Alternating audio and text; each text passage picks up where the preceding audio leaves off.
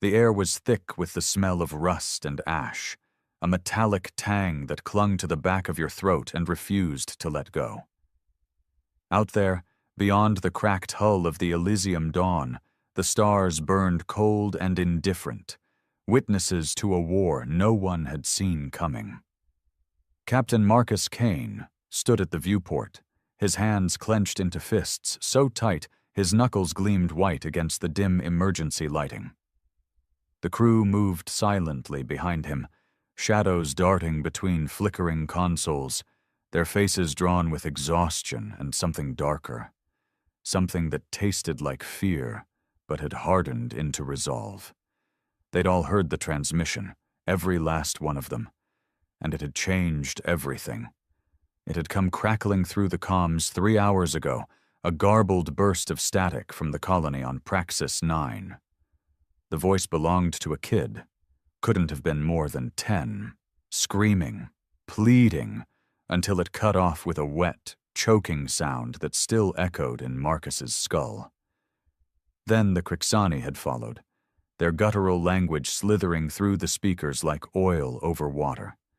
They'd issued their terms. Surrender the system, hand over the mining rights, and maybe, just maybe, they'd let the survivors limp back to Earth. No mention of the kids, no mention of the blood Marcus knew was pooling on the floors of those prefab homes. The Crixani didn't negotiate with prey. They devoured it. Marcus had warned them. 2 years back, when the first Crixani scout ships sniffed around the edge of human space, he'd been there, standing on the deck of a diplomatic frigate, staring down their ambassador, a 7-foot nightmare of chitin and claws. "Harm a human child," he'd said, voice steady as steel, "and you won't live to regret it." The translator had buzzed, spitting his words into their tongue, and the ambassador's mandibles had twitched, a sound like laughter scraping out of its throat. They hadn't believed him. They'd thought humans were soft, fragile, little more than cattle with delusions of grandeur. They'd been wrong. Now Praxis 9 was burning, and the Elysium Dawn was the closest ship in range. Marcus turned from the viewport, his gray eyes catching the light like a blade's edge. "Status," he barked, and Lieutenant Reza snapped to attention, her fingers trembling slightly as she pulled up the scans. "They've got 3 warships in orbit," she said, voice tight. "Particle cannons hot, shields at full. Ground forces are entrenched.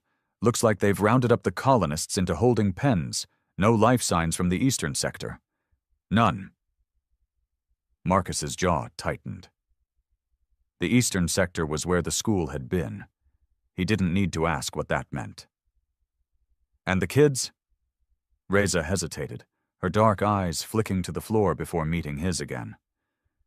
"Some are still alive. Thermal scans show smaller heat signatures in the pens. But not many. Not many." The words hit like a punch to the gut, but Marcus didn't flinch. He couldn't. Not now. "Get me a line to the fleet," he said, "and arm everything we've got." The crew didn't question him. They'd seen the footage from the outer colonies, Crixani claws tearing through steel doors, families dragged screaming into the dark. Humans weren't the strongest species out here, not the fastest or the toughest, but they had something the Crixani didn't understand. A line you didn't cross, a promise you didn't break. And when that line was crossed, when that promise was shattered, humans didn't just fight. They burned the universe down to make it right. Within minutes, the Elysium Dawn hummed with power, its railguns charging, missiles locking into place. Marcus patched through to the fleet, his voice steady despite the rage boiling under his skin. "This is Captain Kane, Elysium Dawn. Praxis 9 is under attack. Crixani forces have killed our people, our kids. I'm going in. Anyone who's got the stomach for it, follow me. Anyone who doesn't, stay the hell out of my way." The response was immediate. Ships across the sector lit up the comms, freighters, haulers, even a few patched-up civilian rigs. No one said no. Not today. Marcus cut the line and turned to his crew. We're not here to negotiate. We're not here to survive. We're here to make them pay, every last one of them. Reza nodded, her lips pressed into a thin line. The helmsman, a wiry kid named Torres, cracked his knuckles and grinned like he'd been waiting for this his whole life. The Elysium Dawn lurched forward, engines roaring as it broke from its patrol route and hurtled toward Praxis 9. The Crixani warships loomed on the scanners, their sleek insectoid hulls glinting against the planet's atmosphere. They didn't know what was coming. They didn't know what humans became when you took something they loved. Marcus thought of that kid's voice, the scream cut short, and his hands tightened on the command console. The Crixani had been warned. They'd laughed. Now they'd learn.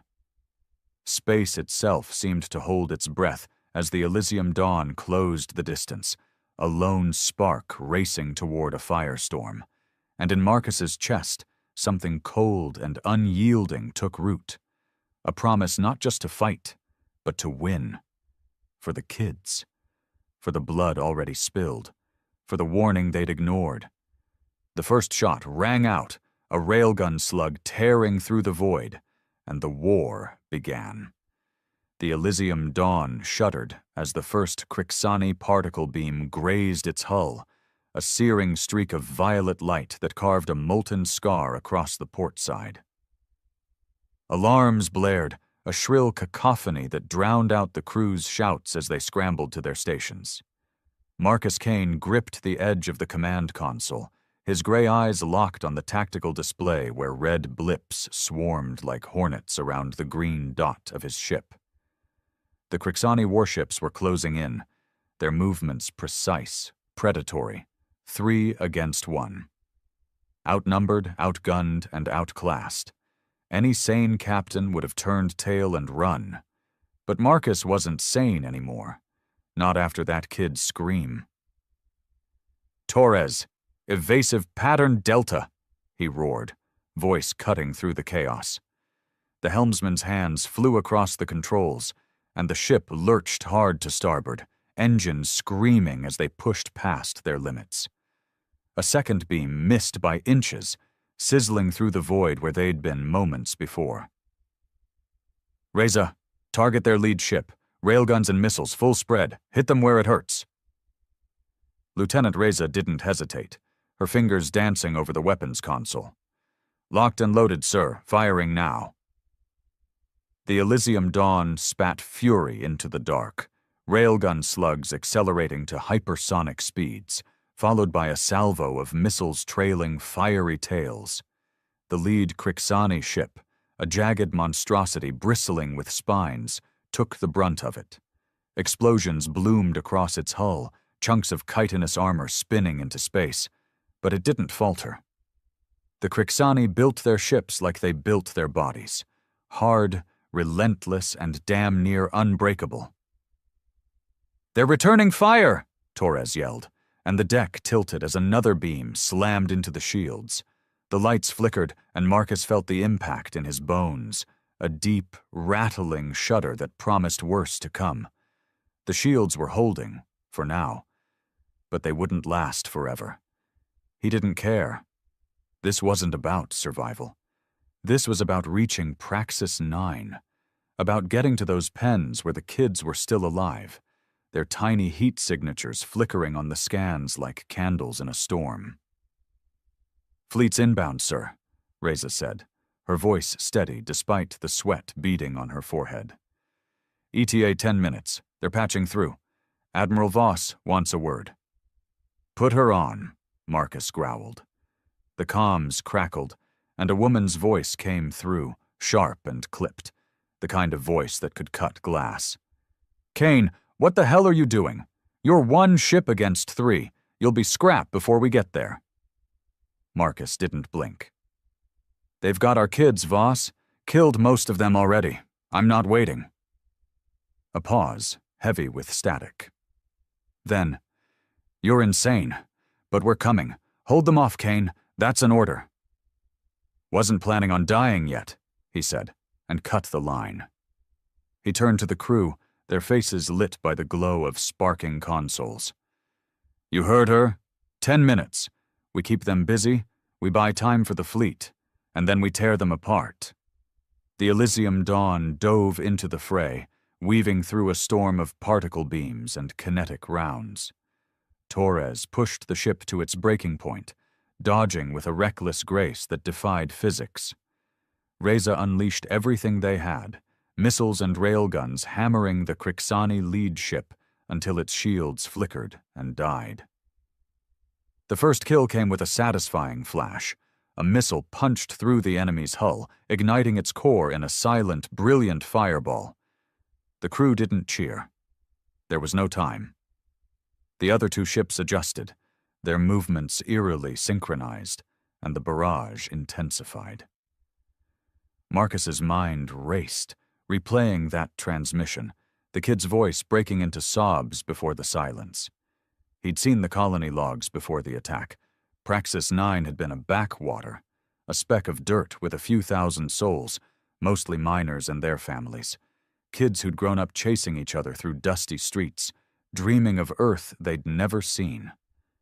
Now they were gone, or worse, caged by monsters who didn't even see them as alive, just meat to leverage a deal. His fists tightened until his nails bit into his palms, drawing blood. "Sir, shields at 30%, Reza called. "We can't take much more." "Then don't," Marcus snapped. "Ram the bastard if you have to. Just keep them off the planet." Torres shot him a wild grin. "You serious, Cap?" "Dead serious." The helmsman laughed, a sharp, jagged sound, and angled the Elysium Dawn toward the second Crixani ship. It was a desperate move, a suicide play, but Marcus didn't care. The Crixani had underestimated humans once, thinking them weak, pliable. They didn't know what happened when you backed a human into a corner, when you took their kids and left them nothing to lose. The ship surged forward, engines roaring, a battered arrow aimed at the heart of the enemy. And then the scanners lit up, green blips flooding in from the edge of the system. The fleet, freighters retrofitted with guns, haulers bristling with makeshift weapons, civilian ships that had no business in a fight, but were here anyway. Humans. Not soldiers, not warriors, just people who'd heard the same transmission Marcus had, who'd felt the same rage. The Crixani ships hesitated, their formation faltering as the odds shifted. Marcus bared his teeth in something that wasn't a smile. "Now," he said, "let's show them what happens when they don't listen." The Elysium Dawn struck, and the void erupted in fire. The Elysium Dawn collided with the second Crixani warship in a scream of metal and fire, a glancing blow that sent both ships spinning through the void. The impact threw Marcus Kane against the command console, his shoulder slamming into the edge with a crack he felt more than heard. Pain flared, hot and sharp, but he ignored it, hauling himself upright as the deck tilted beneath his feet. Sparks rained from the ceiling, and the air tasted of ozone and blood. The crew clung to their stations, faces pale but fierce, their eyes reflecting the chaos outside where the human fleet swarmed the Crixani like wolves on a wounded beast. "Damage report," Marcus shouted, his voice hoarse over the wail of alarms. Reza coughed, wiping a streak of soot from her face as she scanned the readouts. "Shields are gone, sir. Hull breaches on decks 3 and 4. Emergency seals holding, but we've lost 2 railguns. Engines at 60%. "Enough to fight," Marcus said, more to himself than her. He straightened, ignoring the ache in his shoulder, and stared at the tactical display. The second Crixani ship was crippled, its hull venting atmosphere in shimmering plumes, but the third was still intact, its particle cannons carving through the human fleet with ruthless precision. Freighters exploded in silent bursts, civilian rigs torn apart before they could fire a shot. These weren't trained soldiers, just miners, traders, parents who'd grabbed whatever they could and come running. And they were dying. "Torres, get us between that bastard and the fleet," Marcus ordered. "Reza, reroute power to the forward guns. Everything we've got left." Torres didn't argue, though his grin had faded, replaced by a grim set to his jaw. The Elysium Dawn groaned as it turned, its engines sputtering but obedient, thrusting the battered ship into the line of fire. A particle beam raked across their bow, and the whole vessel shuddered, lights dimming as power drained to the weapons. Reza fired back, a desperate volley of missiles and railgun slugs that slammed into the third Crixani ship's shields, cracking them like glass. It wasn't enough to kill it, not yet, but it bought the fleet a breath, a chance to regroup. Marcus's gaze flicked to the planet below. Praxis 9's surface a smear of brown and gray through the atmosphere. Somewhere down there, the kids were still alive, trapped in those pens, waiting for someone to come. He could almost hear their cries, faint echoes of that transmission looping in his mind. He'd promised the Crixani they'd pay, and he meant it. But promises didn't mean a damn thing if he couldn't get to them. "Sir, incoming transmission," Reza said, her voice cutting through his thoughts. "It's the Crixani." Marcus's blood ran cold. "Patch it through." The comms hissed, and that guttural, oily voice filled the bridge, the translator struggling to keep up. "Human vessel, you fight without honor. Surrender now, or we slaughter the young ones. One by one. Slowly." A chill swept through the crew, a collective intake of breath. Marcus felt it too, a spike of ice in his gut, but it burned away under the heat of his rage. He leaned into the comms, his voice low and lethal. "You think you can threaten us? You think that'll stop us? We warned you. Harm a human child and you're done. Start killing, and I'll make sure your entire species feels it." The Crixani didn't respond immediately, its silence heavy, calculating. Then a sound came through. Not words, but a high, keening wail, unmistakably human. A child's scream, raw and terrified, cut off by a wet crunch. The line went dead. Marcus stood frozen, the sound searing into his soul. The bridge was silent, every eye on him, waiting. He turned to the viewport, staring at the Crixani ship, its insectoid bulk a dark stain against the stars. "Torres," he said, his voice a blade. "Full speed. Ram them." "Sir!" Reza started, but he cut her off with a look. "They just killed one of ours, on purpose, to make a point." His hands shook, not with fear but with a fury so deep it felt like it could crack the hull. "We're not waiting for the fleet. We end this now." Torres nodded, his hands steady as he pushed the throttle to its limit. The Elysium Dawn surged forward, a dying beast with one last fight in it, aimed straight at the Crixani ship. The enemy fired, beams tearing into the hull. But Marcus didn't flinch. He saw the pens in his mind, the kids huddling together, their parents gone, their hope fading. He saw that ambassador's twitching mandibles, the laughter that had mocked his warning. They'd thought humans were weak. They'd thought wrong. The fleet rallied behind them, inspired or insane, it didn't matter. Ships of every make and model charging into the fray. The Crixani ship loomed closer, its shields flickering under the Elysium Dawn's relentless barrage. Marcus braced himself, the collision seconds away, when a new blip appeared on the scanners, massive, fast, and human.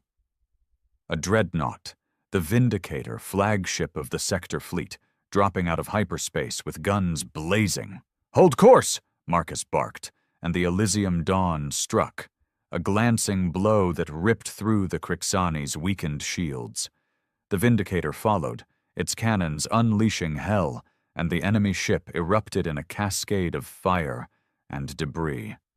Marcus exhaled, his breath ragged, but there was no relief, only the burning need to get to the surface. The kids were still down there, and the Crixani weren't done paying. The Elysium Dawn hung in the void, a broken husk trailing smoke and sparks, its hull scarred from the collision that had crippled the last Crixani warship. Marcus Kane stood amidst the wreckage of the bridge, his breath fogging in the cold as emergency systems struggled to keep the ship alive. The Vindicator loomed nearby, mopping up the debris with surgical precision, but Marcus's eyes were fixed on Praxis 9 below. The kids were still down there, their faint heat signatures a fragile thread pulling him forward. That scream over the comms, cut short by a Crixani claw, played on a loop in his skull, fueling a rage that drowned out the pain in his shoulder. "Reza, can we land?" he asked, voice rough as gravel. She glanced at the flickering consoles, her face grim. "Engines are barely holding, sir. We've got one shot. Crash landing, maybe. No guarantees we walk away." "Do it," Marcus said without hesitation. "Torres, plot us a course, straight for those pens." Torres nodded, hands shaking as he wrestled the dying ship into position. The Elysium Dawn groaned, its frame trembling as it nosed toward the planet. The Vindicator hailed them, Admiral Voss's voice crackling through.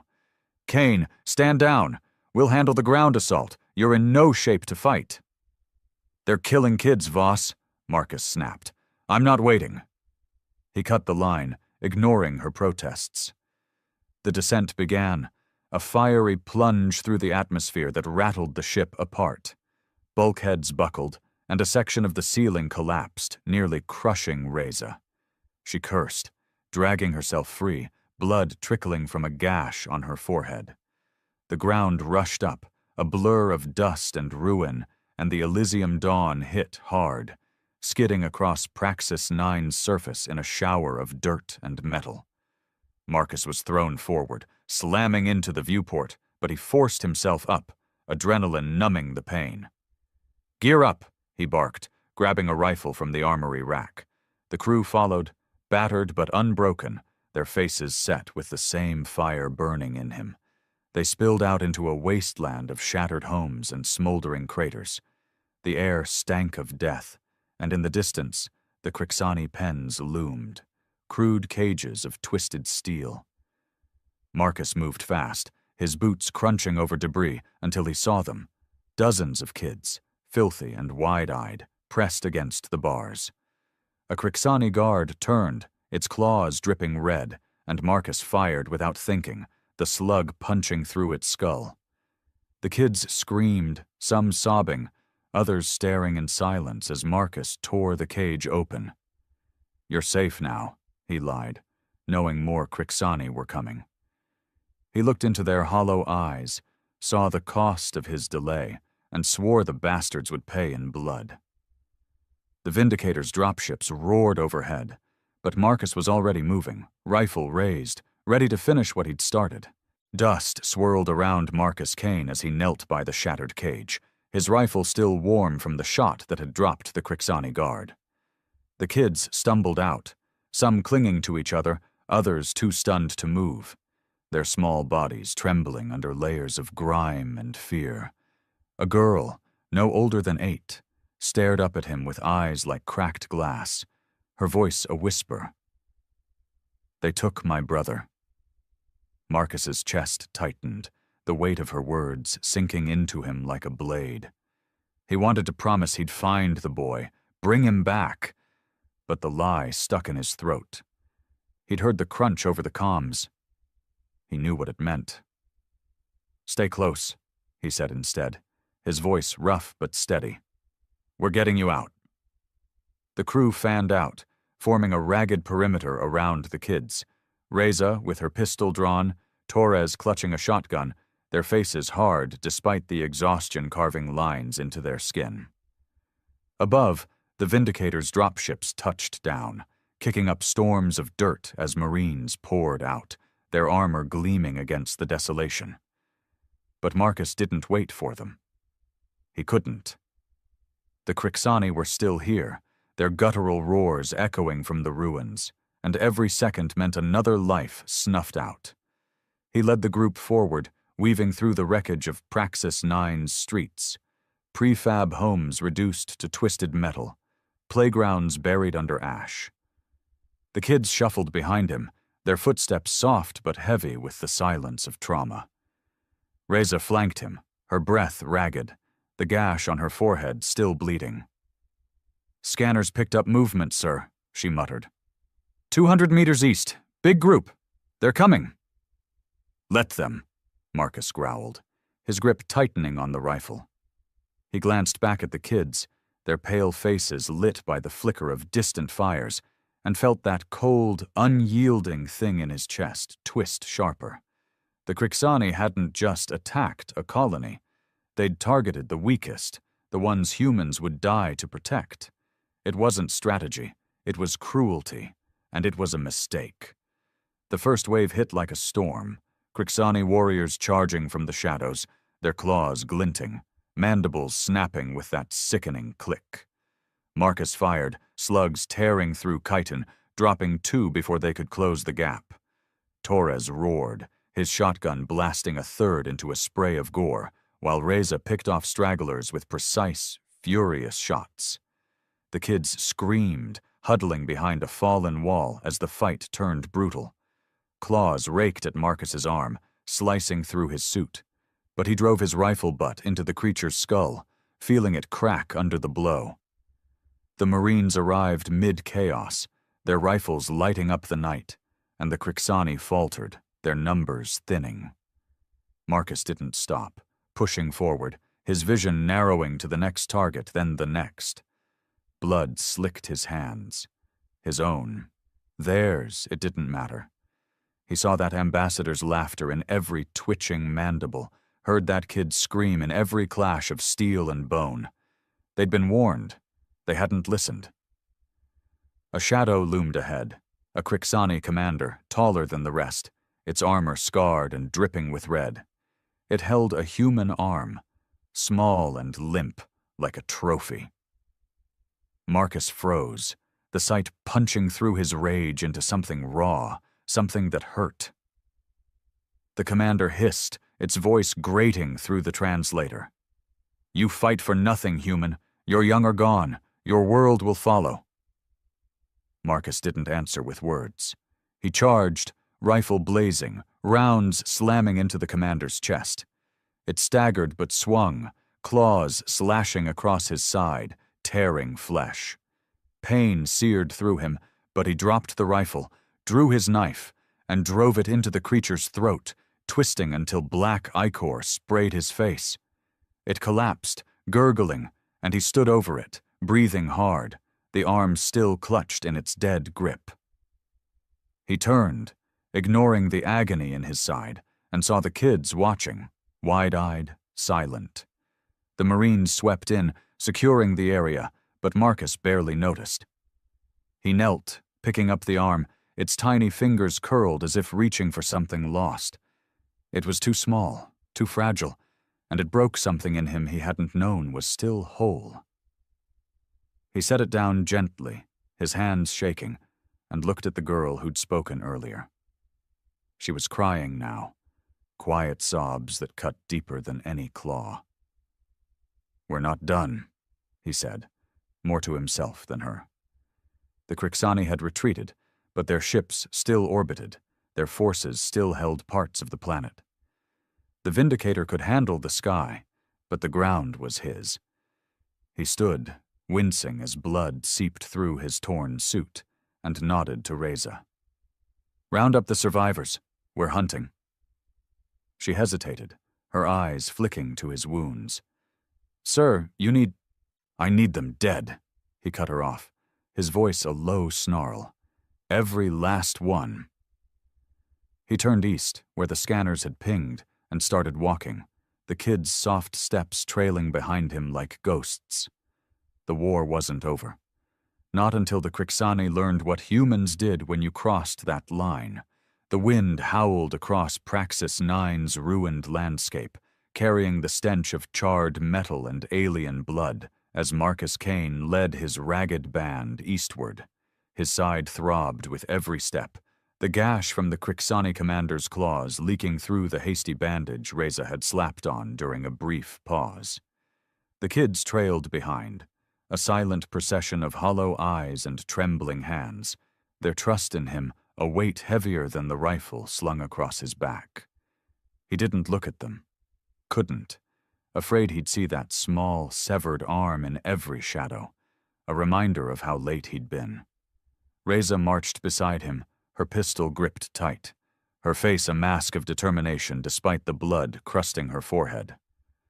Torres brought up the rear, shotgun ready, his usual bravado replaced by a quiet intensity that matched the Marines fanning out around them. The Vindicator's dropships had secured the landing zone, but the Crixani still held ground, entrenched in the eastern sector, where the scanners had last pinged a mass of heat signatures. Marcus didn't know if it was more kids or just soldiers waiting to die. Either way, he was coming for them. The terrain shifted as they approached, a sprawl of mining rigs and storage silos, twisted into a jagged maze by the attack. The air grew thick, heavy with the hum of Crixani tech, a low vibration that set Marcus's teeth on edge. He raised a fist, signaling the group to halt, and crouched behind a toppled crane. Ahead, the enemy waited, a fortified outpost, its walls bristling with turrets, Crixani warriors pacing like ants around a nest, and there, in the center, another pen, smaller, cruder, but unmistakable. More kids. Marcus's breath caught, his rage flaring anew. He counted at least 20 guards, their claws glinting in the dim light, and 2 hulking figures, elites, maybe, their armor thicker, movements deliberate. The turrets swiveled, scanning the perimeter, and he knew a frontal assault would be suicide. But waiting wasn't an option, not with those kids so close, their faint cries drifting on the wind. "Reza, Torres, flank left with half the Marines," he whispered, his voice a low growl. "Draw their fire. I'll take the rest right. Hit the pen directly." Reza's eyes narrowed. "Sir, you're bleeding out. Let me—" "No!" he snapped, cutting her off. "They don't get another second with those kids." She held his gaze, then nodded, slipping away with Torres and a handful of Marines. Marcus turned to the remaining soldiers, their faces grim but resolute. "Fast and hard. We get in, get the kids, get out. No heroics, just results." The plan ignited moments later. Reza's team opened fire from the left, a barrage of bullets and grenades that lit up the night. The Crixani reacted instantly, turrets swinging, warriors charging toward the distraction. Marcus moved, leading his group in a sprint across open ground, his side screaming with every stride. A turret caught them mid-run, its beam slicing through a Marine beside him, reducing the man to ash. Marcus didn't stop, didn't flinch, his focus locked on the pen. He reached it first, slamming into the bars with a shoulder that nearly gave out. Inside, a dozen kids cowered, their faces streaked with dirt and tears. A Crixani elite loomed over them, its claw raised, but Marcus was faster. His rifle barked, slugs tearing through its chest. It staggered, roaring, and he fired again, dropping it in a heap. The Marines caught up, blasting the lock, and the cage sprang open. "Move!" Marcus shouted, ushering the kids out. They stumbled toward him, some too weak to stand, and he scooped up a boy who couldn't have weighed more than a rifle clip, his thin frame shaking against Marcus's chest. The outpost erupted around them, Reza's team still drawing fire, the Crixani regrouping, their roars growing louder. A second elite charged, its claws slashing, and Marcus shoved the boy behind him, taking the hit across his arm. Blood sprayed, but he drove his knife into the creature's eye, twisting until it fell. The Marines formed a shield, firing as they retreated, the kids between them. Marcus limped at the rear, his vision blurring, the boy clinging to his leg. He saw Reza and Torres breaking back toward them, their faces bloodied but alive, and felt a flicker of relief. But it died fast. The ground shook, a deep rumble rising from the outpost. A Crixani war machine, a towering beast of metal and claws, emerged from the shadows, its cannons glowing hot. "Run!" Marcus yelled, shoving the kids toward the Marines. He turned to face it, alone now, his rifle raised despite the blood pooling at his feet. The machine advanced, its roar deafening, and he bared his teeth. They'd taken too much already. He wasn't giving them this. Overhead, the Vindicator's guns thundered, a salvo raining down, but Marcus didn't look up. He fired, a futile gesture, and braced for the end. The Crixani war machine loomed over Marcus Kane, a colossus of jagged steel and glowing death, its cannons whining as they charged.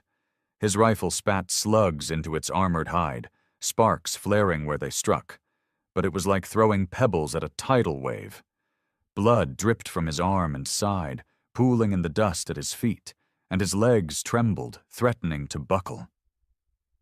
Behind him, the kids' footsteps faded as the Marines hustled them away, their cries swallowed by the roar of the Vindicator's orbital barrage. The sky lit up, streaks of fire raining down, but the machine kept coming, its claws raking the ground inches from where he stood. Marcus didn't move. He couldn't. Not with the kids so close to safety, not with the promise he'd made burning in his chest. The Crixani had laughed at his warning, torn apart everything he'd sworn to protect. And now they'd pay, even if it cost him everything. He dropped the empty rifle, drew his knife, and squared his shoulders, a snarl twisting his lips. "Come on, you bastard," he muttered, voice lost in the chaos. "Let's finish this." The machine lunged, a claw swiping down, and Marcus dove aside, the impact cratering the earth where he'd been. Pain exploded through his wounds, but he rolled to his feet, slashing at a hydraulic line on its leg. Black fluid sprayed, and the machine staggered, its cannons firing wild, carving gouges into the ruins. Above, the Vindicator's salvos hammered closer, one slamming into the outpost's wall, sending debris raining down. Marcus ducked under another claw, his knife finding a joint, and twisted until something snapped. The machine screeched, a sound that rattled his bones, but it wasn't enough. He heard Reza shouting his name, distant and desperate, and glanced back to see her sprinting toward him, Torres at her side, their weapons blazing. "Get back!" he roared, but they didn't stop, firing at the machine's sensors, drawing its attention. A cannon swung toward them, and Marcus's heart lurched. He threw himself at its leg, stabbing deep, anything to keep it focused on him. The beam fired, missing Reza by a hair, and she stumbled, cursing, but kept coming. The ground shook again, not from the machine but from something new, dropships, more Marines, their engines a thunderous chorus, reinforcements from the Vindicator, hitting the dirt hard, their rifles cutting through the Crixani stragglers swarming from the outpost. The machine turned, distracted, and Marcus seized the chance, climbing its leg, his blood-slick hands slipping as he hauled himself toward its core. Every move was agony, his vision swimming, but he saw those kids' faces, the girls' cracked glass eyes, the boy's frail grip, and pushed harder. Reza reached him first, grabbing his leg to steady him as he stabbed into a glowing panel. "You're insane, sir!" she yelled, her voice raw. Torres joined her, blasting at the machine's joints, and together they fought, a desperate trio against a titan. The panel sparked, then erupted, and the machine convulsed, throwing Marcus off. He hit the ground hard, air rushing from his lungs, and watched as it staggered, cannons dimming, before a final Vindicator strike tore through its chest, reducing it to a smoking wreck. Silence fell, heavy and surreal, broken only by the crackle of flames and the hum of dropships. Marcus lay there, chest heaving, blood soaking the dirt beneath him. Reza dropped to her knees beside him, her hands pressing against his side, her face pale. "Stay with me, damn it," she said, her voice cracking. Torres stood guard, shotgun trembling in his grip, his eyes scanning the ruins for more threats. The Marines swept in, securing the kids, their voices a distant buzz. Marcus forced himself up, ignoring Reza's protests, and staggered toward the group. The girl from the pen was there, clutching a younger boy, her tears cutting tracks through the grime on her face. "You came back," she whispered, and it hit him harder than any claw, because he almost hadn't. "We're not done," he rasped, looking past her to the horizon where Crixani ships still darkened the sky. The Vindicator had cleared the orbit, but pockets of resistance remained on the ground, and Marcus knew they'd fight to the last. He turned to Reza, his voice steady despite the pain. "Get the kids to the dropships, I'm finishing this." "Sir, you can barely stand," she argued, but he shook his head. "They don't get to walk away from this," he said, his gray eyes cold as steel. "Not after what they did?" He picked up a fallen rifle, checked the clip, and started walking, the weight of his promise driving him forward. The kids were safe for now, but the Crixani hadn't paid enough. Not yet. Reza cursed under her breath, then followed, Torres at her side. The Marines rallied behind them, a battered army of humans who'd lost too much to stop. The war wasn't over. It wouldn't be until every last Crixani learned what happened when you crossed that line. The horizon glowed with the faint orange of Praxis 9's dawn, a cruel mockery of peace over a world soaked in blood and ash. Marcus Kane limped through the wreckage, his rifle a crutch as much as a weapon, each step a defiance of the pain tearing through his body. His side was a mess of blood and torn flesh, his arm numb from the elbow down, but he kept moving, driven by a fire that refused to die. Behind him, Reza and Torres flanked the Marines, their faces grim, their weapons stained with Crixani ichor. The kids were safe, ferried to the Vindicator's dropships, but Marcus wasn't done. Not while a single Crixani still breathed on this rock. The last stronghold lay ahead, a mining complex turned fortress, its walls reinforced with scavenged steel, Crixani warriors swarming like a hive kicked open. The Vindicator had pounded it from orbit, but the survivors dug in, their guttural roars a challenge Marcus couldn't ignore. He'd seen too much. The pens, the severed arm, the girl's cracked glass eyes, to let them slink away. They'd been warned. They'd laughed. Now they'd face the consequences. "Reza, Torres, left flank," he rasped, his voice barely above a whisper but sharp as a blade. "Marines, with me. We hit the center, no mercy." Reza hesitated, her eyes flicking to his wounds, but he glared her down, and she nodded, slipping away with Torres. The Marines fanned out, their boots crunching over debris, their silence a testament to what they'd lost. Marcus led them forward, a battered figure at the head of a storm.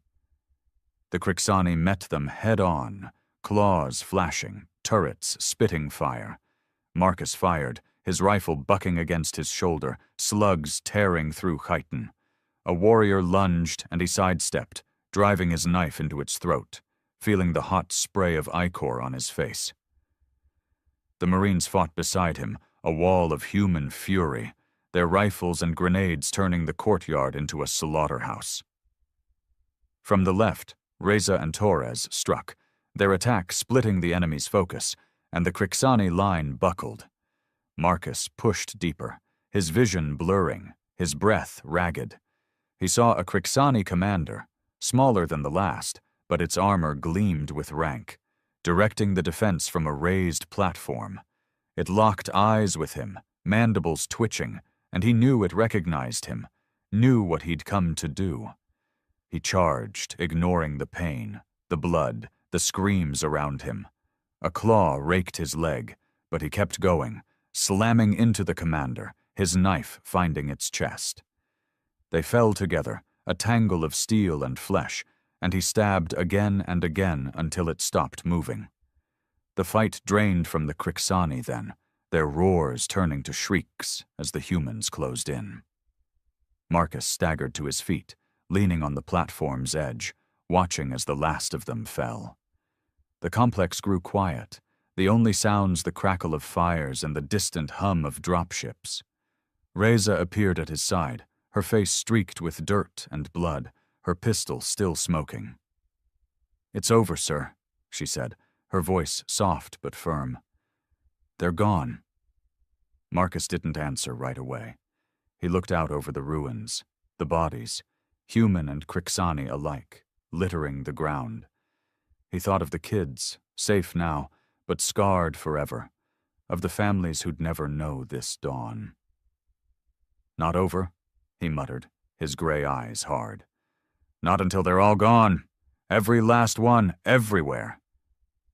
Reza didn't argue. She knew him too well. Torres joined them, his shotgun slung over his shoulder, a rare quiet in his eyes. The Marines gathered, their faces a mix of exhaustion and resolve, and Marcus felt it. The unspoken bond, the shared promise. Humans weren't the strongest, the fastest, or the toughest, but they didn't break. Not when it mattered. He turned to the sky, where the Vindicator hung like a sentinel, its guns silent now. The Crixani had underestimated them, thought them weak, prey to be culled. They'd learned too late what humans became when you crossed that line, when you harmed their kids. Marcus had warned them, and he'd kept his word. Praxis 9 was free, its survivors safe. But the war stretched beyond this planet, into the stars where the Crixani still lurked. "Get me to a ship," he said, his voice steady despite the tremble in his limbs. "We're not stopping here." Reza nodded, helping him stand, and the group moved toward the dropships, a battered army ready for the next fight. The kids would heal, in time, but Marcus wouldn't. Not until the Crixani were a memory, a lesson carved into the galaxy. Harm a human child, and you won't live to regret it. As the dropship lifted off, Marcus looked down at Praxis 9, its scars fading into the distance. He closed his eyes, the girl's whisper echoing in his mind. "You came back," and made a silent vow. He'd keep coming back, again and again, until there was nothing left to fight. For them, for all of them. The distress signal pulsed across the void, a desperate cry for help from the edge of known space. The wreckage of the outpost hung in silence, flames flickering in the vacuum as lifeless bodies floated among shattered steel. The Dominion of Korthak had arrived, and with them came death. Admiral Julian Kane sat in the war room of the UNSC Everest, eyes locked on the holographic projection. The message played again, static-filled but clear enough. The last words of a dying station commander. "This is Outpost Theta 7, under attack, unknown enemy, overwhelming force, casualties high, please." Then silence. Kane exhaled sharply. He turned to his officers, their faces grim, waiting for his orders. "How long ago was this sent?" he asked, his voice cold, controlled. 6 hours, sir," replied Lieutenant Vega, her fingers dancing across the console. "Relay satellites were taken down. Message barely got through." 6 hours. That meant whoever did this was still in the area, or worse, they were moving deeper into human territory. "Who the hell are they?" Kane muttered. The answer came from Colonel Beckett, the intelligence officer. "Korthak Dominion, an empire that conquered 3 species in the past century. We've had brief contact, but nothing hostile, until now." Kane clenched his jaw. Humanity had fought wars before, but against each other. This was different. This was an alien force that had wiped out an entire outpost without warning, without reason. "How many ships in their fleet?" Beckett hesitated. "Reports suggest their standard invasion force is around 100 capital ships, with thousands of fighter-class vessels." Silence fell over the room. That was more firepower than humanity had ever faced. "And how many do we have near that sector?" Kane asked. Vega's fingers worked the console again. "Closest task force is 5 ships. Our main fleet is 2 systems away. 5 against 100. Kane leaned forward, hands clasped. "We're not going to win that fight conventionally." Beckett smirked slightly. "No, sir. But humans have never been known for playing fair." Kane allowed a small grin. "Damn right." The room erupted into controlled chaos as officers relayed orders. The Everest, a Dreadnought-class warship, would lead the charge. The 5 nearby vessels were ordered to harass the enemy, buying time. Meanwhile, the full might of the Terran Armada would be mobilized. Kane stood, staring at the war map. This would be humanity's first interstellar war, and by the time they were done, the Korthak would learn exactly why humanity had survived for so long. Prepare for war. The UNSC Everest burned through slipspace, her massive hull vibrating slightly under the stress of faster-than-light travel. The bridge was tense, officers moving with quiet urgency as Admiral Kane stood at the center, staring at the countdown timer. 2 minutes until reversion to real space. 2 minutes until they saw the aftermath of the attack on Outpost Theta 7. "Status on the Vanguard fleet?" Kane asked. Lieutenant Vega checked her display. "The Dauntless, Resolute, Vanguard, Indomitable, and Longbow are all on course. They'll drop in within 10 seconds of our arrival." "Good." Kane glanced at Beckett. "What's the likelihood they're still in the area?" The intelligence officer frowned. "High. If they wanted to send a message, they'd leave survivors. The fact that they didn't means they want a foothold in our territory." Kane nodded. "Then we hit them hard and fast. No mercy." A deep klaxon echoed through the bridge. "1 minute to real space transition," announced the navigator. The crew tightened their grips. Everyone knew what was coming. The timer hit 0. With a lurch, the Everest burst from slipspace, stars snapping into place around them.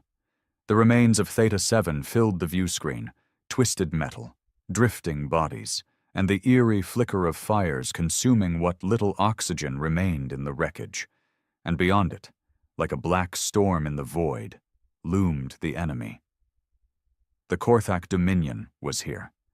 A fleet of massive insectoid vessels hovered over the ruins. Their ships were angular, covered in chitinous plating, almost organic in design. Glowing bioluminescent veins ran along their hulls, pulsing like a heartbeat. And there were dozens of them. "Jesus Christ," Vega whispered. That's more than 100 ships." Kane's hands curled into fists. "They were waiting for us." "Sir!" A tech officer turned, his face pale. "We're being hailed." Kane's eyes narrowed. "Put it through." The holoscreen crackled, then a figure appeared. It was tall, armored in dark exoskeletal plating, its 4 glowing eyes radiating an unnatural intelligence. Its mandibles clicked before it spoke in eerie, guttural English. "Humans, you are trespassing in Dominion-claimed space. Your species is young, unproven. You were given no permission to expand. Your station was a warning." Kane's jaw tightened. "You slaughtered our people." The Korthak commander tilted its head slightly. "They were irrelevant." Silence filled the bridge. Kane exhaled slowly. Then he spoke with steel in his voice. "You've made a mistake." The alien chittered in amusement. "No, human, you have." The transmission cut. The Korthak fleet shifted, dozens of ships powering their weapons. Kane didn't hesitate. "All ships, engage." The void exploded into war. The first salvo tore through the darkness. Energy beams from the Korthak fleet lanced towards the Everest, their glowing trails illuminating the wreckage of Outpost Theta 7. Kane braced himself as the ship's shields flared, absorbing the impact with a low, thunderous hum. "Return fire," he barked. The Everest's railguns spat tungsten rounds at near-light speeds, slamming into the lead Korthak vessels. Explosions rippled along their carapace-like hulls, sending debris scattering. The Vanguard fleet, Dauntless, Resolute, Vanguard, Indomitable, and Longbow, joined the fray, weaving between the enemy's towering warships, their Mac cannons roaring with every shot. "Multiple hostiles inbound," Vega shouted. "They're sending swarm ships!" On the view screen, hundreds of smaller, insect-like craft peeled away from the larger Korthak vessels, their organic hulls shimmering with energy shields. They moved in unpredictable patterns, darting toward the human fleet like a cloud of death. "Point defenses! Light 'em up!" Kane ordered. Flak cannons erupted from the Everest's hull, filling space with a storm of lead and laser fire. Dozens of enemy swarm ships were shredded in an instant, their fragile bodies no match for the defensive grid. But there were too many. "The Longbow is taking fire!" Kane turned in time to see the smallest of their ships get surrounded by Korthak swarmers. Explosions raked its hull as it tried to maneuver, but the enemy was relentless. The ship shuddered as a final energy beam sliced through its midsection. A moment later, it detonated. Silence fell over the bridge, only broken by the beeping of consoles and the distant sound of battle outside. Kane clenched his jaw. "They just killed 150 of my crew." His voice was ice. "I want those bastards dead." Beckett leaned forward. "Sir, I've been analyzing their formations. They're strong, but they have one major flaw." "Go on."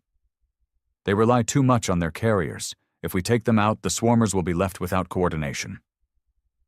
Kane nodded. "Target the carriers. Vega, relay to the fleet. Mac rounds, full power." The human warships adjusted their angles, lining up their most powerful weapons. "All ships, fire!" The silence of space was shattered. The Everest's magnetic accelerator cannon discharged, a slug the size of a bus ripping through the void. The other dreadnoughts followed, their Mac round streaking toward the nearest Korthak carrier. The first shot hit dead center, tearing straight through the alien vessel. The second impacted moments later, followed by a third. The carrier convulsed, its bioluminescent veins flickering wildly. Then, with a violent shudder, it erupted into a burning, molten wreck. Kane barely had time to register the kill before another officer shouted, "Sir, the Korthak fleet is shifting!" On the view screen, the enemy warships suddenly reoriented, backing away. Their coordinated aggressive assault had faltered. "They're retreating," Beckett murmured, almost in disbelief. Kane exhaled, his fingers still gripping the armrests of his chair. "No," he said. "They're regrouping." Because the Korthak weren't beaten yet. They were just getting started. The retreat was an illusion. The Korthak didn't flee. They repositioned. Kane saw it happen in real time on the tactical display, their formations stretched, their swarmers dispersing, their capital ships spreading apart just enough to create new firing lanes. "They're adapting," Beckett muttered. "Fast." "Of course they are," Kane growled. "They're an empire, not some pirate fleet. They've conquered 3 species already. We're just another target." But they were about to learn that humans don't go down easy.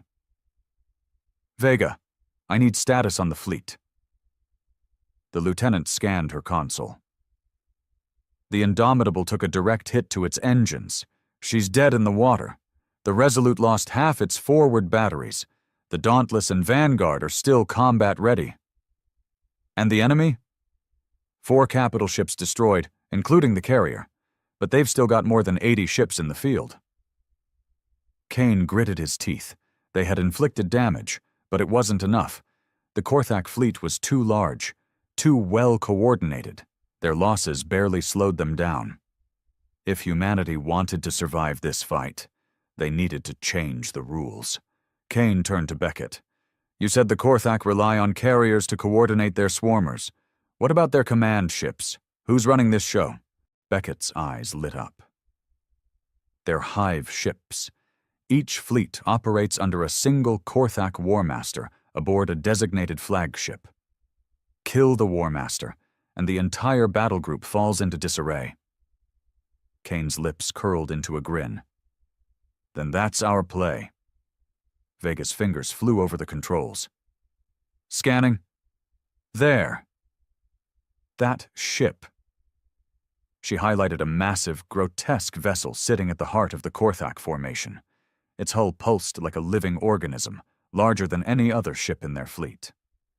Their War Master is in there, Beckett confirmed. Kane cracked his knuckles. Good.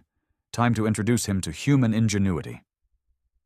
He turned to his officers. New plan? We make them think we're losing. Full retreat. Silence fell over the bridge. Vega blinked. Sir? You heard me. Order all ships to fall back, make it messy, drop flares, vent some atmosphere, make it look like we're breaking. Kane's eyes gleamed with deadly intent. We're baiting them in. Vega nodded and relayed the command. Across the battlefield, human warships peeled away, firing erratically as if their formations were collapsing. Plasma beams from Korthak ships lanced through the retreating vessels, striking shields, clipping hulls. And just as Kane predicted, the Korthak took the bait. The enemy pursued. The War Master's hive ship, surrounded by elite Korthak escorts, advanced to deliver the final blow. Now, Kane said, voice deadly calm, hit them with everything we've got. The trap was sprung. The human fleet whipped around with surgical precision, weapons primed and ready. The Korthak were caught mid-maneuver, expecting a retreat, not a counterattack. The Everest's Mac cannon fired first, sending a tungsten slug straight into the hive ship's forward hull. The round tore through its defenses, splitting chitinous armor open like a wound. The Dauntless followed, launching a salvo of high-yield missiles, each warhead slamming into the flagship's exposed interior. The hive ship shuddered. Inside, chaos erupted. Korthak officers scrambled, their War Master screeching in fury as flames and decompression vents ripped through his vessel. And then the Vanguard delivered the final blow, an overcharged plasma lance straight into the flagship's core. The hive ship exploded. A shockwave rippled through space, scattering debris, sending smaller vessels tumbling. The Korthak fleet hesitated, their perfect coordination shattered. And Kane knew exactly what to do next. Push the attack, he roared. Make them pay. The humans counterattacked with fire and vengeance. The Korthak had come expecting prey. Instead, they had awakened warriors. The destruction of the Korthak hive ship sent a ripple through the battlefield. The once coordinated alien fleet hesitated, as if unsure of what to do next. Their formation, once a precise war machine, fractured. Some ships stopped firing entirely, others wavered, shifting erratically as if awaiting new orders that would never come. Kane saw the hesitation and pounced. All ships, press the attack! His voice rang with authority. Break their lines, take out their heavy hitters, and push them out of our system! The human fleet surged forward, railguns blazing, missile trails crisscrossing the void. The Everest led the charge, her Mac cannon charging up for another devastating shot. The Dauntless and Vanguard flanked on either side, their point defenses swatting down Korthak swarmers as they cleared a path through the enemy. Aboard the Everest, Vega called out, Sir, the Korthak fleet is still operational, but we've got a massive dip in their response time. It's like they don't know who's in charge anymore. Kane nodded grimly. Exactly. Their hierarchy is broken. Without their War Master, they're operating on instinct. And instincts, they can be exploited. Beckett grinned. Time to teach them what happens when you attack humanity. The Indomitable, despite its damaged engines, held its ground, unleashing a full salvo of torpedoes into the enemy ranks. The warheads found their marks, detonating against Korthak hulls, sending biomechanical wreckage spinning into the void. But the battle wasn't over. "Sir," Vega suddenly shouted, "we've got a Korthak dreadnought charging its main weapon, targeting us!" Kane's stomach clenched as he saw the behemoth vessel shifting its massive, multi-jointed structure, a sickly green glow radiating from what could only be a planet-killer class cannon. It was the kind of weapon that had turned entire fleets into slag. If it fired, the Everest, and likely half their fleet, would be gone. "Not on my watch," Kane growled. "Bring all forward batteries to bear on that ship. Target the cannon's power source." The human fleet unleashed hell. Railgun rounds slammed into the dreadnought's thick armor. Plasma torpedoes detonated across its shields, causing them to flicker and wane. The Vanguard swung around and fired a full Mach shot directly at the enemy's weapon array. The Korthak dreadnought fired. A searing green beam erupted from the monstrous ship, aimed straight at the Everest, but it faltered, the energy stream sputtering as secondary explosions rocked the enemy ship from within. Then, in a glorious chain reaction, the dreadnought's power core detonated. A violent shockwave tore through space as the Korthak warship ripped apart from the inside. Pieces of molten wreckage flew in every direction, some colliding with nearby ships, causing secondary explosions that added to the carnage. The once mighty Korthak fleet was failing. "Sir, the remaining ships are falling back," Vega announced. "They're running." Kane exhaled, allowing himself the smallest moment of relief before steel settled in his eyes. "Do not let them escape," he ordered. "I want every single one of those bastards either dead or limping back home to tell their leaders what happens when you attack humanity." The fleet pursued, picking off retreating vessels with precise, merciless strikes. The Korthak had come to conquer. Instead, they had been humiliated. As the last surviving enemy ships fled into the depths of space, a heavy silence settled over the battlefield.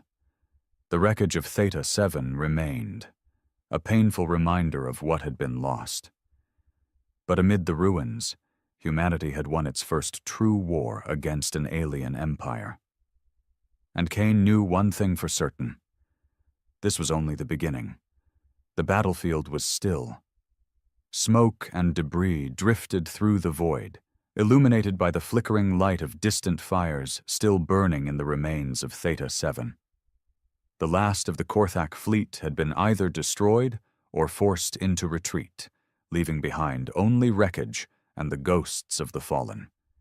Admiral Kane stood on the bridge of the Everest, his hands resting on the console as he surveyed the aftermath.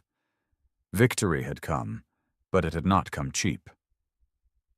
"Status report," he said, his voice quieter now. Vega wiped a thin sheen of sweat from her forehead before responding.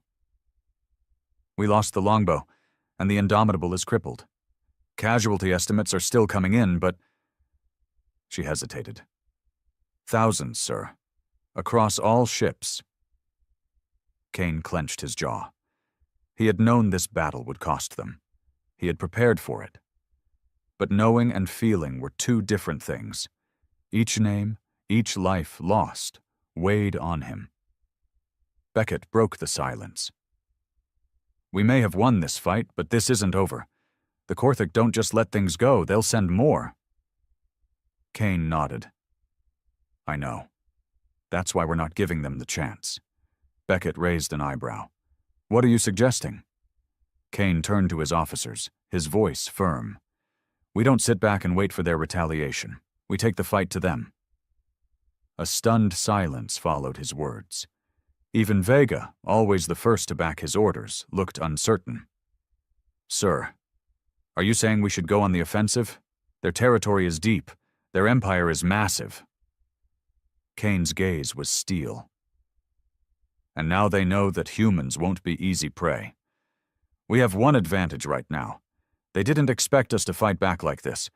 We hit them hard before they can regroup. We strike at their supply lines, disrupt their command structure, force them to waste time and resources trying to stop us." Beckett nodded slowly, a grin creeping onto his face. Guerrilla tactics. Turn their own momentum against them. Exactly, Kane said. They think they can break us. We show them what happens when humans get pissed off. Vega exhaled. Sir, you know what this means, right? We won't be fighting just one battle. This could turn into a full-scale war. Kane stared at the wreckage outside, at the floating remains of Theta 7. The blood of their people was already on the Korthak's hands. This war has already started, he said. Now we make sure it ends on our terms. Vega swallowed, then straightened. I'll begin fleet-wide coordination. Beckett smirked. Time to make these alien bastards regret ever hearing the name human? Kane allowed himself a small smile. The first battle was over, but the war for humanity's survival had just begun. And Kane would make sure the Korthak Dominion never forgot the day they crossed the wrong species. The war had begun. Admiral Kane knew that the Korthak wouldn't sit idle after their humiliating defeat at Theta 7. If they wanted to survive, humanity had to strike first. No hesitation. No mercy. A week after the battle, the Everest and a fleet of 15 Terran warships lurked at the edge of a Korthak-controlled system. Their target, Voric Prime, a critical Korthak supply hub deep in their territory. Intelligence reports indicated it was lightly defended. Most of the Dominion's forces were still scrambling to recover from their losses. This was their window. Kane stood at the bridge, his hands clasped behind his back as he studied the holographic display. Voric Prime was massive, a sprawling industrial world covered in biomechanical structures. Dozens of refineries, supply depots, and orbital stations ringed the planet. If they took it out, they wouldn't just be delivering a blow to the Korthak's logistics. They'd be proving that humanity wasn't just defending itself, it was fighting back. Lieutenant Vega, status on enemy defenses? Vega's fingers moved over the console. We're detecting a defensive fleet of 20 warships, but nothing heavier than a battleship. No sign of a war master. Kane nodded. Then they're not expecting an attack this deep into their space. Perfect. Beckett grinned.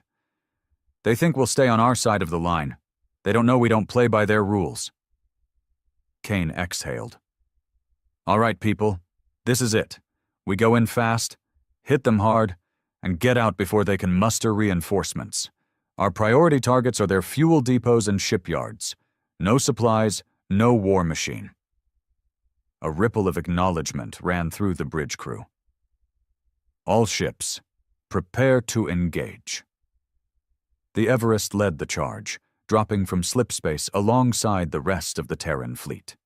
The human warships exploded into real space, their sudden arrival catching the Korthak forces completely off guard. For a brief moment, there was silence. Then the chaos began. Enemy ships scrambling, Vega reported. They're trying to form a defensive line. Not fast enough, Kane said. Weapons free, hit them before they organize. The human fleet opened fire. Mac cannons roared, sending slugs the size of city buses ripping through enemy hulls. Railgun fire stitched across the void, punching holes in the Korthak's organic warships. Missile salvos cut through the darkness, detonating in brilliant flashes of destruction. The Korthak, still struggling to react, tried to mount a defense. Plasma bolts lanced through the battlefield, but the damage was already done. A Korthak battleship took a direct Mac hit to its core, breaking apart in a silent firestorm of debris. Another ship, still launching from a dry dock, was annihilated before it could even power up its shields. First shipyard is down, Beckett announced. Fuel depots are next. On the view screen, human bombers streaked toward the surface, releasing high-yield bunker busters into the heart of Voric Prime's refineries. Seconds later, massive explosions erupted across the planet's surface. Fireballs raged across the industrial complexes, turning the Korthak's own infrastructure into their funeral pyres.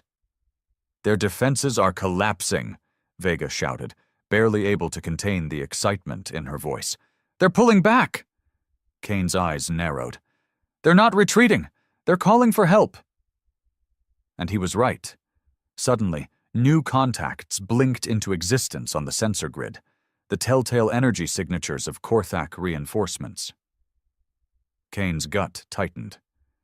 Damn it, we've overstayed our welcome. Vega paled as she scanned the readings. Sir, we've got multiple heavy warships inbound. These are bigger than anything we've fought before. Kane turned back to the display. On the far edge of the system, 3 massive vessels emerged from slip space, each one dwarfing even the Everest. Their hulls pulsed with energy, their weapons glowing ominously. Beckett let out a low whistle. Well, shit. The Korthak had sent their war juggernauts, and they were coming straight for the human fleet. Kane made a snap decision. We've done enough damage. All ships, fall back. The human fleet began its tactical retreat, firing as they went, covering their escape as the juggernauts bore down on them. The massive Korthak warships fired, sending devastating beams of green energy cutting through space. One of the smaller human destroyers, the Valiant, was hit mid-maneuver, its hull splitting apart before it detonated in a flash of light.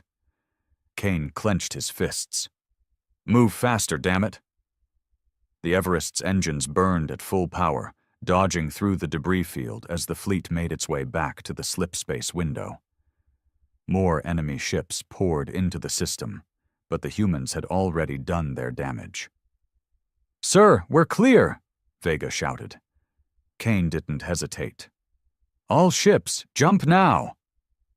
One by one, the human warships vanished into slip space, leaving behind nothing but destruction and burning ruins. Hours later, aboard the Everest, Kane stood in the dim glow of the war room, watching the footage of the attack. Voric Prime burned. They had destroyed 3 shipyards, 7 fuel depots, and crippled the enemy's local fleet. They had dealt a serious blow to the Korthak war machine. But Kane knew this wasn't over. The Korthak weren't just going to let this slide. They would come back, harder, angrier, and next time, they'd be prepared. Beckett stepped beside him, crossing his arms. We hit them where it hurts, but they're going to hit back, soon. Kane nodded. Let them come. He turned, his gaze like cold steel. Because now, we're ready. The war had begun in earnest, and humanity wasn't going to stop until the Korthak were wiped from the stars. The Korthak response came faster than anyone expected. Barely a week after the assault on Voric Prime, humanity's outer colonies detected massive fleet movements. Not just skirmish groups or scouting parties. This was a full-scale war armada. The Korthak weren't just retaliating. They were coming to exterminate humanity. Admiral Kane stood in the war room of the Everest, staring at the holographic projections of incoming Korthak forces. The display showed multiple converging fleets, their trajectories aimed directly at human-controlled space. Jesus Christ, Vega whispered. There's at least 400 warships. The bridge was silent. Even Beckett, usually full of smug confidence, looked grim. Kane exhaled slowly, his hands resting on the table. They're not playing around anymore. They're not just hitting back, Beckett said. They want to wipe us out. Kane's jaw clenched. Then we give them a fight they'll never forget. He turned to Vega. What's our fleet strength? She pulled up the numbers. After the Voric assault, we're down to 86 warships across all sectors. That includes dreadnoughts, carriers, and escort ships. We're outnumbered almost 5-1. Not ideal, Beckett muttered. Not impossible, but not ideal. Kane's eyes narrowed. Then we don't fight them head-on. We bleed them dry. Beckett smirked. You've got a plan, don't you? Kane nodded. We use what humanity has always used to survive. Strategy, deception, and sheer stubbornness.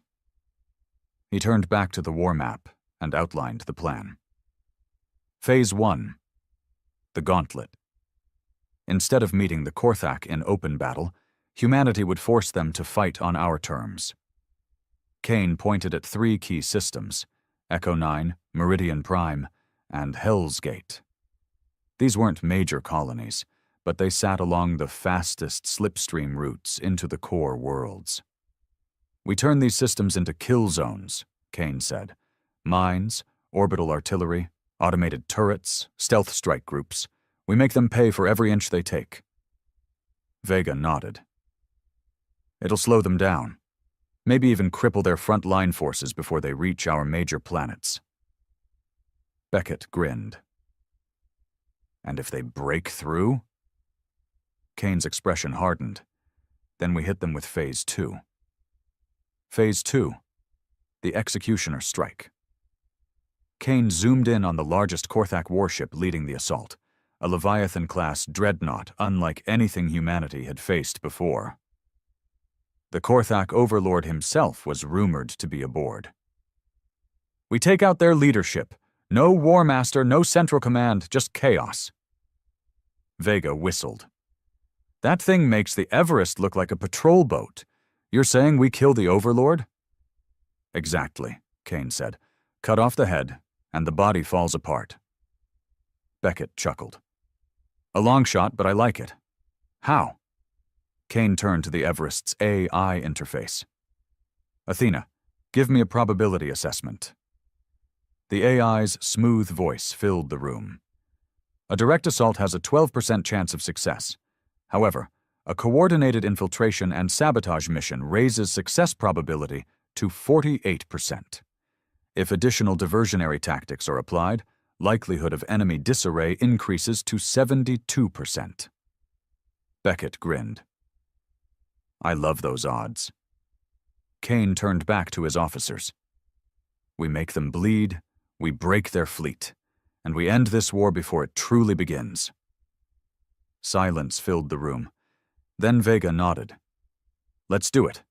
Beckett smirked. "Time to show the Korthak why messing with humans was the worst mistake they ever made." Kane gave the final order. "Prepare for war." The Korthak Armada arrived at Echo 9 3 days later, and the slaughter began. The gauntlet had begun. The Korthak Armada arrived at Echo 9, a seemingly insignificant system on the outer edge of human space. To them, it was just another stepping stone on their march toward total conquest. They expected resistance.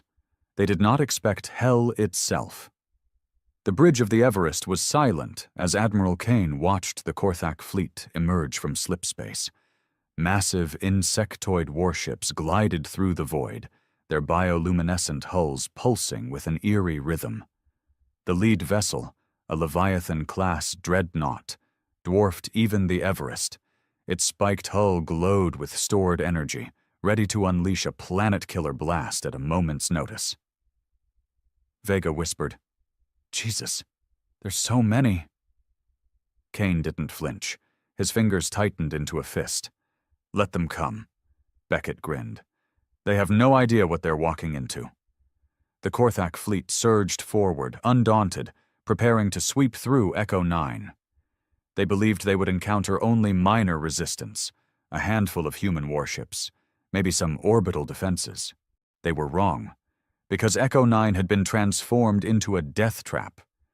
As the Korthak fleet advanced, hundreds of stealth mines, carefully deployed days in advance, activated simultaneously. A sudden storm of detonations ripped through the first wave of enemy ships. Explosions blossomed across their hulls, shredding smaller vessels outright and crippling larger ones. The Korthak, taken completely off guard, tried to pull back, only to trigger even more mines. The comms crackled. "Korthak fleet slowing. They're pulling into a defensive formation." Kane smirked. "Not fast enough." Hidden within the debris field, human stealth frigates powered up their weapons. "All units, engage." The Dauntless, Valiant, and Revenant emerged from the void, launching a devastating first strike on the confused Korthak forces. Railgun rounds punched through weakened shields. Torpedoes tore into exposed reactor cores. An entire enemy cruiser split in half, its burning remains tumbling through space. Aboard the Everest, Vega shouted, "They're trying to reorganize." But they're in total disarray. Beckett grinned. "Like cornered animals." Kane's voice was ice cold. "Now we go for the kill." The Everest charged forward, leading the main fleet into the chaos. The Korthak fought back hard, their plasma cannons scorching space with deadly green energy. A human destroyer, the Triumph, took a direct hit, exploding in a blinding fireball. But the humans didn't falter. The Everest's Mac cannon fired, its tungsten slug tearing straight through a Korthak battleship, ripping it apart in seconds. The Vanguard unleashed a barrage of missiles, targeting the Korthak command vessels. Explosions engulfed the battlefield. The once unstoppable Korthak armada was collapsing. And then, the moment Kane had been waiting for. "The Leviathan-class dreadnought is moving in," Vega shouted. "They're charging their main cannon." Kane's jaw clenched. This was the moment of truth. "All ships, focus fire on that dreadnought. Now." The final battle for Echo 9 was about to begin, and humanity would not break. The Leviathan-class dreadnought loomed over the battlefield, its grotesque insectoid hull glowing with sickly green light as it prepared to fire its main weapon. Admiral Kane watched the energy readings spike. This was it. If that cannon fired, it wouldn't just take out a ship, it would rip a hole through the entire human fleet. "We have 60 seconds before it reaches full charge," Vega shouted. Kane didn't hesitate. "All ships, focus fire on that dreadnought!" The fleet shifted. Every railgun, every missile launcher, every Mac cannon now locked onto one target. The Everest fired first. The tungsten slug screamed through the void, slamming into the dreadnought's armor. The impact shattered outer plating, sending molten chunks of alien metal spinning away. A second later, a barrage of missiles from the Dauntless and Vanguard struck, pummeling the dreadnought's forward section. But the Leviathan was a monster. Despite the damage, it kept charging. Kane's teeth clenched. "Damn it, we're not hitting it hard enough." Beckett's voice cut in, sharp and urgent. "Sir, we need to hit the power core directly. That's the only way to shut down that cannon." Vega's fingers flew across her console. "There's an exposed energy conduit near the ventral side, but we need to get under that thing to hit it." Kane made his decision in half a second. "Prepare a suicide run.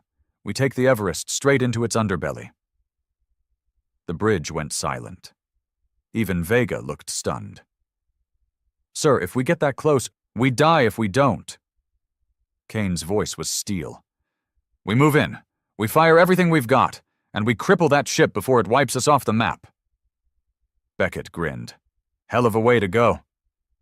"Nobody's dying today," Kane snapped. "We do this right, we walk away." He slammed the ship-wide comms. "All hands, brace for impact. We are taking the Everest into the kill zone." The Everest's engines roared as the massive dreadnought charged forward, breaking away from the fleet and heading straight for the Leviathan. The Korthak didn't expect it. For the first time, the predators became the prey.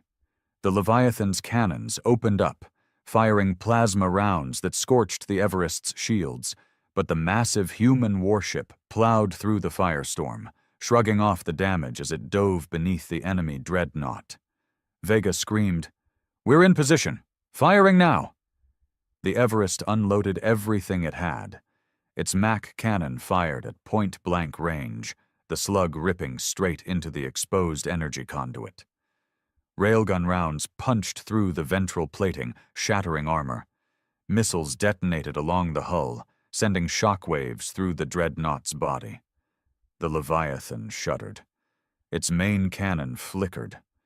The charging sequence failed. And then, boom.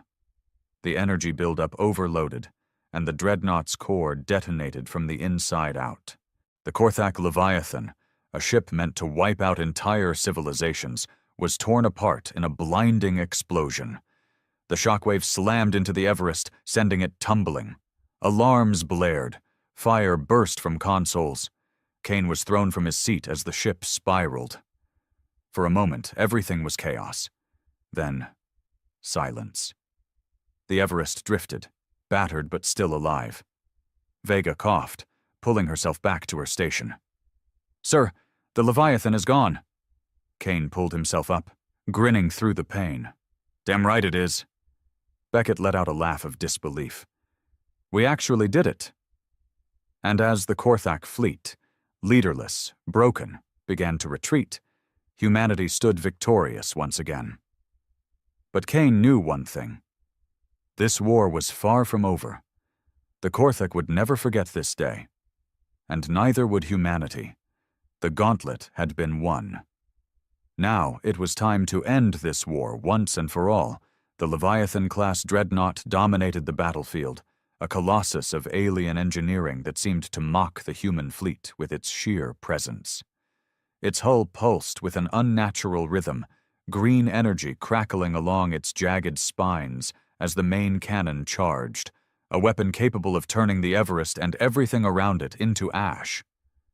Admiral Kane stood firm on the bridge, his eyes locked on the view screen.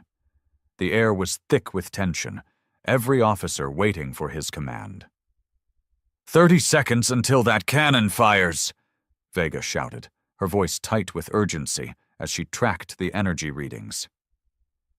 Kane's mind raced. They couldn't outrun it. They couldn't outgun it conventionally. But he'd be damned if he let humanity's first interstellar war end here. "All ships, concentrate fire on that dreadnought," he ordered. "Target its weapon systems. Buy us time." The human fleet responded instantly. The Everest's Mac cannon roared, hurling a massive slug toward the Leviathan. The Dauntless and Vanguard followed, their railguns and missile batteries unleashing a storm of destruction. Explosions bloomed across the dreadnought's hull, cracking its chitinous armor, but the beast barely flinched. "It's not enough!" Beckett yelled, gripping the edge of a console as the ship rocked from incoming plasma fire.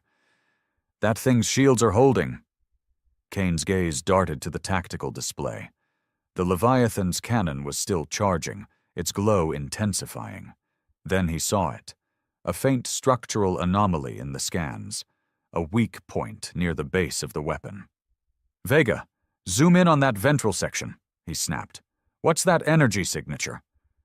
Her fingers danced across the controls. It's a power conduit, feeding directly into the cannon. If we hit it, we could overload the whole damn thing," Kane finished. He turned to the helm officer. "Get us under that ship, now." The bridge crew exchanged quick, stunned glances. Vega's eyes widened.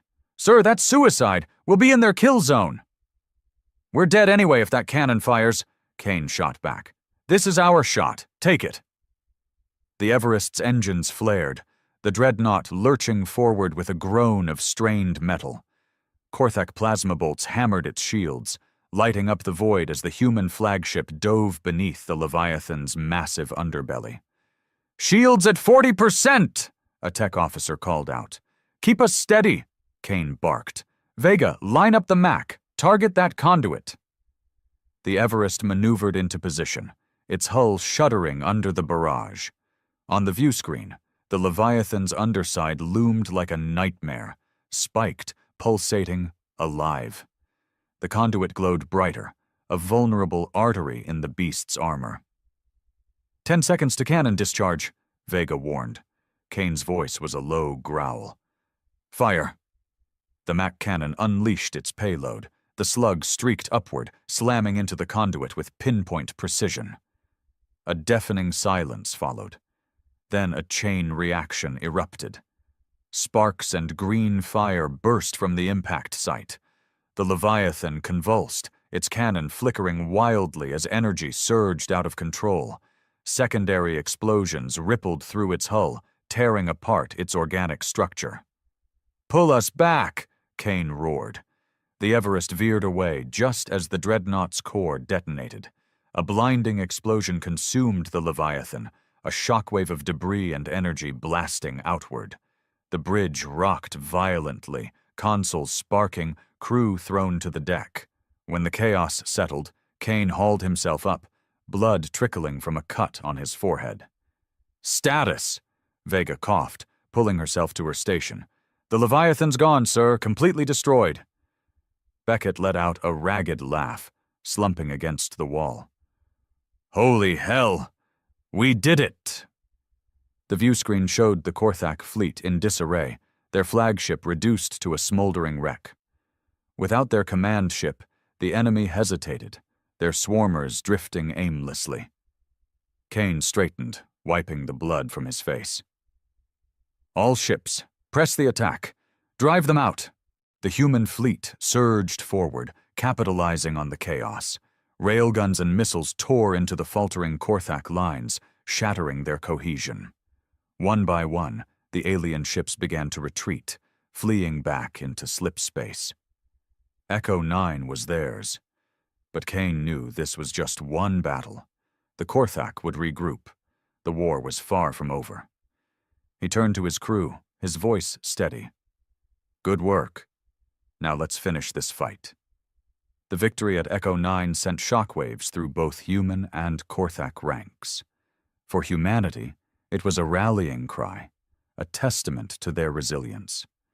For the Korthak Dominion, it was an insult, a wound to their pride that demanded retribution. The gauntlet had bloodied their nose, but the war's climax was yet to come. Aboard the UNSC Everest, Admiral Julian Kane stood in the war room, the holographic map casting a cold blue glow across his weathered face. The Korthak Overlord, the supreme commander of their empire, had been confirmed aboard the Leviathan at Echo 9. His death had thrown their hierarchy into chaos, but Kane knew better than to assume they'd crumble. The Korthak were relentless. They'd appoint a new overlord and come back stronger. Vega entered, her expression grim. "Sir, latest intel from our scouts. The Korthak are massing a new fleet, bigger than anything we've seen. They're calling it the Reclamation Armada. Estimates put it at over 600 ships." Kane's jaw tightened. "Where are they headed?" "Hell's Gate," she replied. "It's the last system in the gauntlet before they hit our core worlds.